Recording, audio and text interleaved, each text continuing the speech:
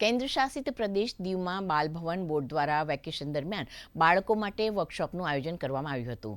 આ વર્કશોપમાં art and ક્રાફ્ટના અમદાવાદથી આવેલા નિષ્ણાત દ્વારા બાળકોને વિવિધ આર્ટની પ્રવૃત્તિઓ શીખવવામાં આવી હતી. આ વર્કશોપ દરમિયાન 35 જેટલા બાળકોએ ખૂબ જ ઉત્સાહપૂર્વક ભાગ લીધો હતો. એટલે ચિત્રકલાને લગતી કોઈ પણ બાબત આર્ટ ક્રાફ્ટ એને અહીંયાના બાળકોને શીખવવા માટે મને ખૂબ જ ઇન્ટરેસ્ટ છે.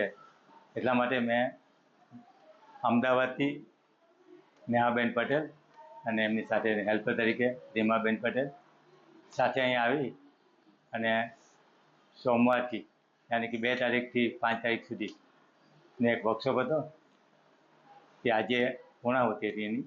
દીવમાં બાલભવનમાં છોકરાઓને 2nd થી 5th સુધી વર્કશોપ્સ કરાવવા આવ્યા હતા. 4 દિવસના અલગ અલગ વર્કશોપ કરાવ્યા છે, જેમાં પર્સ મેકિંગ છે જે ક્રોસ સ્ટિચથી કર્યું છે. 2nd ડે અમે લોકોએ ટ્રે પેઇન્ટિંગ વિથ કોસ્ટર્સ કર્યા. 3rd ડે અમે કેપ પેઇન્ટિંગ કર્યું. 4th day clay mirror art કર્યું, જે અત્યારે બહુ ટ્રેન્ડિંગ છે. અહીંયાના છોકરાઓમાં બી એટલો ઉત્સાહ હતો કે એ લોકોને જેટલું કહીએ એનાથી વધારે એ લોકો એમનું ઇનપુટ આપતા હતા.